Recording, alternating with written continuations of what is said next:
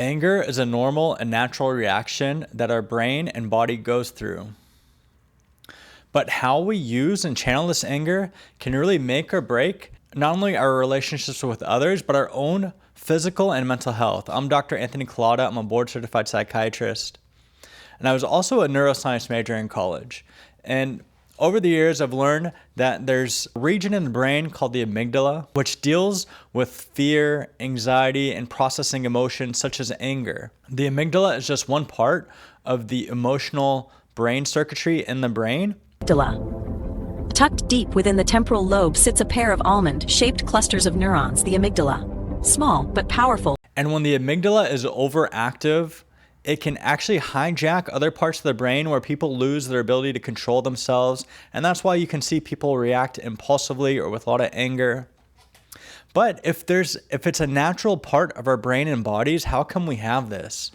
According to Orthodox Christian teaching, who knew that anger was a natural part of man's emotions even before we knew the amygdala, have hypothesized that anger is present so that people can be angry at the devil and evil and avoid sin through anger. But when anger is not used in the right way, then we'll use that anger towards other things. And oftentimes we take it out on the people closest to us, or the people that we work with, or our classmates, or people that we come into in public. So my hope in this video is to talk about some of the mental health problems that can have anger as a manifestation, and then also what it says about the spiritual Orthodox approach about anger, because I really believe that the mental health part can only address it so much, and that we have to take into account the spiritual Orthodox perspective in order to fully make reasons of why we feel these emotions. Now, there are several mental health conditions that can come as anger. Bipolar disorder can have anger as a symptom. Post-traumatic stress disorder can have anger. People who have a lot of anxiety can get irritable or snappy, and that may show as anger. There's also depression that is thought to manifest as anger, especially in people who are older and people who are younger, as well as substance abuse. Maybe people feel high and better in the moment, but the withdrawal from it over time or can affect the brain circuitry to where people are more predisposed to anger because of it. Also, people who have traumatic brain injuries, they'd be more susceptible to anger because they don't have the ability to control their emotions as well as people who have normal brains. And it's important to really get a good diagnosis of what you're going through, because the treatment for the various conditions can change. Some conditions may need more medications. Some may need like antidepressant medications. Some may need mood stabilizing medications.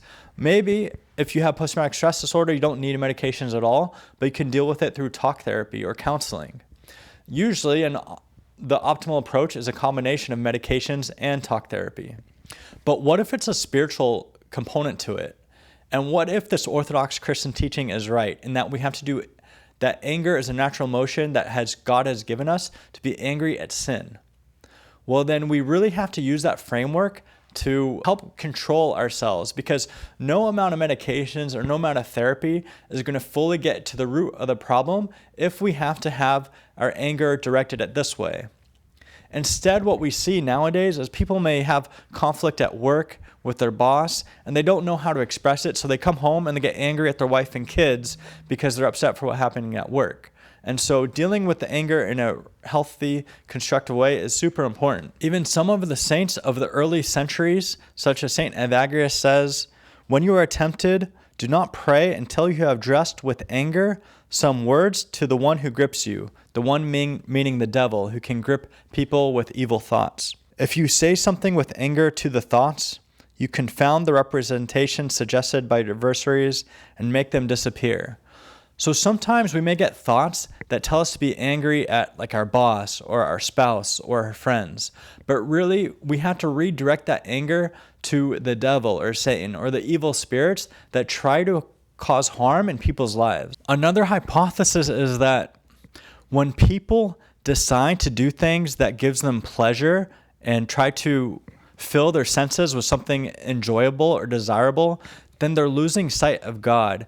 And then people will transform the anger that they feel into something that is like of the world, of something they want to obtain or desire in this world that's going to be harmful for their spiritual life. And in that way, the anger is displaced into something that is unhealthy or not constructive for themselves or for others. And so one of the reasons that people will have anger towards other people is because they see them as getting in the way of their desires. They see them as getting in the way of what they want in life. And so the saints of the early church hypothesized that if people misdirect their anger this way, they're going to get sick. And so perhaps they get sick with these mental health conditions as mentioned above. So we have to make sure to not have too much pleasure in our senses and things in this life, whether it's maybe food, sex, sleep, lust, who knows. But instead, we really have to nurture our spiritual life and our love for God and a love for others, and that's going to help us to calm down our anger. And maybe not calm it down altogether, but at least help us to redirect it to Satan and the evil powers. Be sure to write a comment. Let me know what you think of this video. Like the video for more videos like this one. Subscribe to the channel to help support the channel, and thank you for watching.